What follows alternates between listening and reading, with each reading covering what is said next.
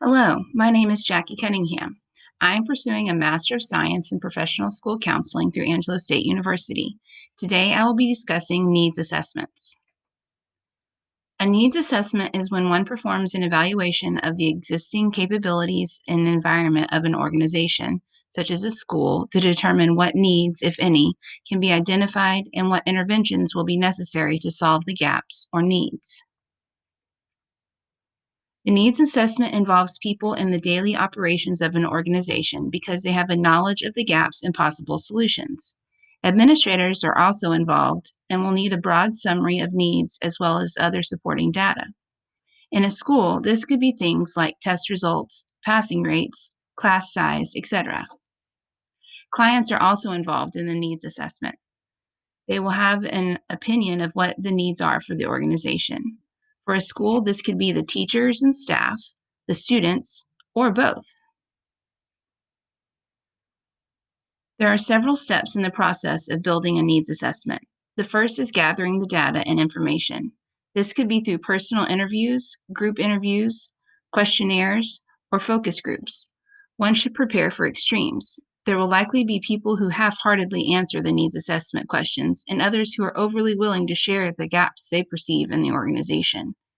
One must distinguish real from exaggerated needs. One can also perform a PEST, political, economic, social, and technological analysis first.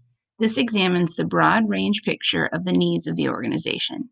Then one can perform a SWOT, strengths, weaknesses, opportunities, and threats analysis.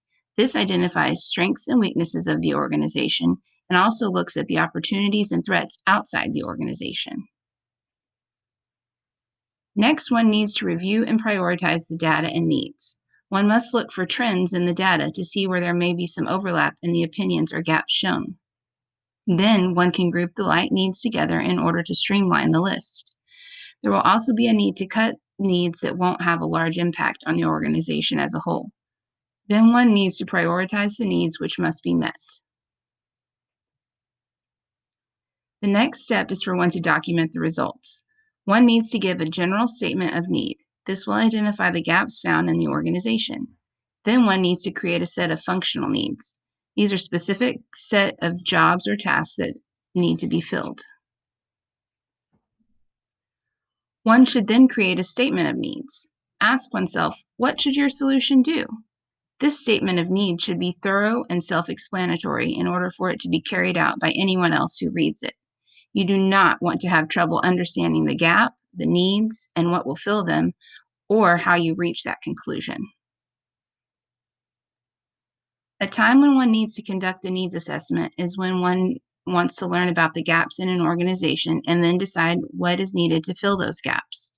One does not need to conduct a full needs assessment if the gaps are already clear with a clear solution to the needs of the organization.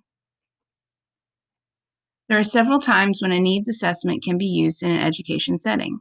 The first would be through educational products. These educational organizations can find a gap in the market and fill the need with an appropriate tool for learning. Schools can also use needs assessments. There may be a time when a school needs to fill a gap in something such as technology or staffing, and then fill those needs with the appropriate technology or staff. Thank you for your time. My references can be found on an attached document where proper APA formatting could be shown.